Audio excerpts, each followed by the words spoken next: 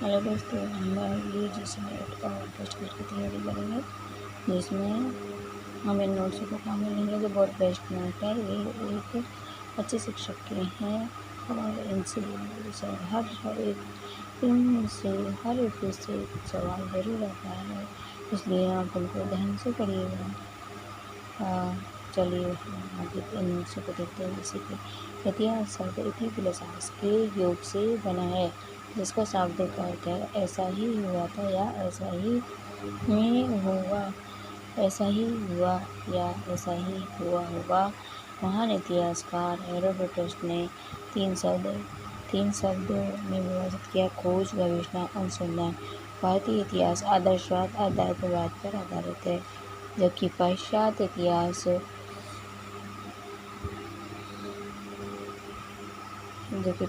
इतिहास के यथार्थवाद पर आधारित है। और इसमें इतिहास लेखन की दो शर्तों को अपनाया गया। पहली कालक्रम की और उस काल की प्रवृत्तियों का उल्लेख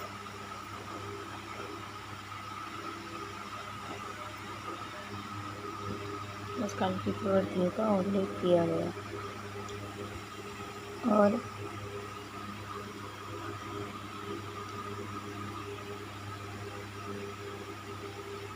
उस काल की प्रवृत्तियों का उल्लेख किया गया है। इतिहास लेखन में की प्रमुख प्रवृत्तियाँ हैं। इतिहास लेखन की प्रमुख प्रवृत्तियाँ हैं वर्णानुक्रम पद्धति, इसमें कवियों का वर्णन है वर्णों के आधार पर किया गया है। तासी, इस पद्धति को हर्षद तासी तथा शिवसिंह सेहगन ने बनाया है। इसमें इतिहास लेखन की किसी भी शर्त को नहीं अपनाया, इसलिए विद्वानों ने इसे इतिहास लेखन की सबसे वृद्धि तथा दोषपूर्ण पद्धति माना। इस पद्धति के लिए लिखे इतिहास ग्रंथों को विद्वानों ने साहित्यकाल घोष ग्रंथ की संज्ञा दी। कालानुक्रम पद्धति डॉक्टर जॉनसन व अंग्रेजी की इन दो विद्वानों ने अपनाया है। इस कालानुक्रम जो पद्धति है इसको डॉक्टर जॉनसन ने अंग्रेजी में अपनाया गया और मोहम्मद हुसैन आज़ाद ने उर्दू में अपनाया गया है। मोहम्मद हुसैन आज़ाद ने इसे उर्दू में अपनाया गया है।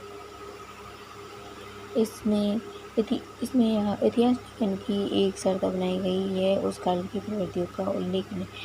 इसमें इतिहास लेखन की एक शर्त को नहीं अपनाया गया, उस काल की प्रवृत्तियों का उल्लेख नहीं था और उस काल का तो उल्लेख था, इसलिए विद्वानों ने इन ग्रंथों को भी इतिहास ग्रंथ के रूप में स्वीकृत किया। इस पद्धति को ग्रीसन तथा मुस्लिम दोनों को अपनाया, जबकि अंग्रेज ने इसे डॉक्टर जॉनसन व उर्दू में मोहम्मद हुसैन आज़ाद ने इस पद्धति को अपनाया। वैज्ञानिक पद्धति, इसमें भी वही कमी थी जो कालानुक्रम पद्धति में, इसलिए इस पद्धति को विद्वानों ने शोध कार्य के लिए उपयोगी माना। बुद्धिवादी पद्धति, वह अंग्रेजी के पॉजिटिविज्म का हिंदी रूपांतरण है। इसी पद्धति के प्रवर्तक तीन जो फ्रांस के निवासी हैं, उन्होंने इतिहास के लिए शब्दों का प्रयोग किया। इतिहास के लिए इन्होंने जाति, वातावरण और क्षण विशेष शब्दों का प्रयोग किया।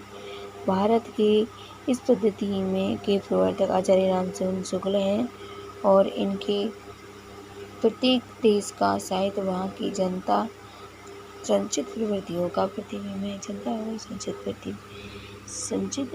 प्रतिबिंब है। विद्वानों ने इनके इतिहास ग्रंथ को प्रमाणिक माना है क्योंकि इनमें इतिहास लेखन की दोनों शर्तों को अपनाया गया है। समाजशास्त्रीय पद्धति इसमें यह पद्धति कार्ल मार्क्स के द्वंद्वात्मक भौतिकवाद पर आधारित है और इसमें इसे इतिहास धर्मशास्त्र विधि जी ने अपनाया गया है। इनके अनुसार इतिहास ग्रंथ वह है जो शोषक व शोषितों के मध्य खाई को भरता है। विद्वानों ने की यह पद्धति अच्छी लगी, परंतु इसे इतिहास ग्रंथ की रचना नहीं की, इसलिए यह पद्धति मान्य नहीं होगी। प्रमुख इतिहासकार गौसद तासी, इन्होंने इतिहास लेखन की परंपरा की शुरुआत की। ये फ्रांस के रहने वाले थे, उर्दू के प्रोफेसर। इन्होंने 1839 में इतवार दहलीज हिंदुस्तानी इतिहास ग्रंथ की रचना की। भाषा फ्रेंच भाषा ने 2 संस्करणों में प्रकाशित की है। 1839 में 1847 और 1871 में। प्रथम संस्करण 2 भागों में प्रकाशित हुआ। 1847 में कवियों के नाम और 1847 में कवियों की रचना। कुल कवियों का वर्णन 738 कवि हैं। हिंदी के कवि मात्र 72 हैं। इस ग्रंथ को लिखने में 66 पुस्तकों की मदद ली,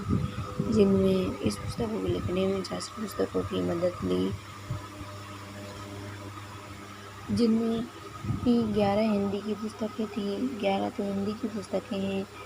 इतिहास ग्रंथ हिंदी अनुवाद 1952 में लक्ष्मी नारायण वार्णे ने हिंदी साहित्य का इतिहास नाम से किया। इलाहाबाद में प्रकाशित हुआ। प्रोफेसर नन्ही विलोचन शर्मा ने वारिसुद्दीन तासी को प्रथम इतिहास लेखक के रूप में स्वीकृत किया। तासी ने मुसलमानों के द्वारा बोली जाने वाली भाषा को हिंदुस्तानी कहा। इनके अनुसार उत्तर भारत में मुसलमानों ने उर्दू तथा दक्षिण भारत के मुसलमानों ने दक्खनी हिंदी बोलते। करीमुद्दीन इन्होंने 1848 में तज़किरा द्वारा हिंदी की रचना उर्दू में की और सिंह सेवा ने इन्होंने 1887 में सिंह सरोज की रचना की। इतिहास ग्रंथ नवल कुमार शुभ प्रेम लखनऊ से प्रकाशित है। कुल कवि 838 कवि, लगभग 1000 हिंदी कवि थे। प्रथम भारतीय इतिहास लेखन परंपरा की शुरुआत करने का श्रेय इन्हें ही होते हैं। ग्रीयेशन इन्होंने 3 महत्वपूर्ण कार्य किए जो निम्नलिखित हैं। भारतीय भाषाओं का सर्वेक्षण 1902 में 1909 तक, तुलसी का वैज्ञानिक सर्वेक्षण और स्वयं तुलसी पर लगाए 1 दर्जन फुटकर निबंध लिखे। बाद में शोध कार्य करने वाले छात्र इनकी मदद से इन्होंने 1888 में लखनऊ लिटरेचर ऑफ हिंदुस्तान इतिहास ग्रंथ की रचना की। अंग्रेजी भाषा में कि हिंदुस्तान हिंदी भाषी लोगों के क्षेत्र में है।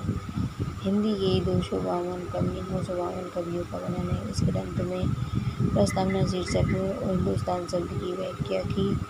हिंदी भाषा भाषी प्रदेशों में यह इतिहास ग्रंथ शैक्षिक सोसाइटी और बंगाल की विशेषांक में प्रकाशित हुआ। इसमें कुल 11 अध्याय हैं और आदिकाल का नाम चारणकाल 7वीं शताब्दी में कहा। रीतिकाल को रीतिकाल शुक्र ने प्रावत इसका नामकरण रीतिकाल किया। इस पुस्तक की रचना में 18 पुस्तकों की मदद ली, लेकिन विद्वानों ने बाद में पाया कि सिर्फ 5 पुस्तकों की मदद ली गई, जिसमें शिव की सुंदरी ने ये एक ट्रैक है जैसे शिव की सुंदरी ने श्रृंगार करके विचित्र राग सुनाया। और इस शिव सिंह सरोज यानी शिव सिंह की सुंदरी यानी शिव सिंह सरोज और सुंदरी तिलक यानी सुंदरी तिलक श्रृंगार संग्रह 17वें नंबर पर सबसे पहले इन्होंने अधिक कवि इसी से ग्रहण किए गए।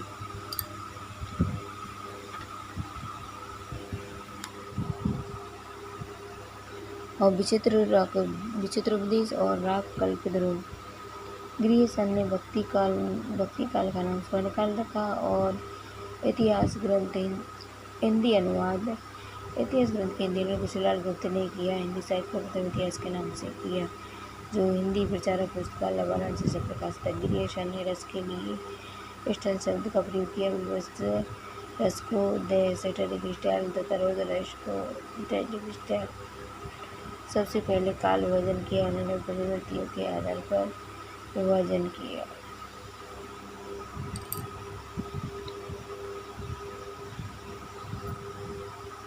और दोस्तों हम ये आज इतना ही पढ़ेंगे और आगे कल पढ़ेंगे। Thank you.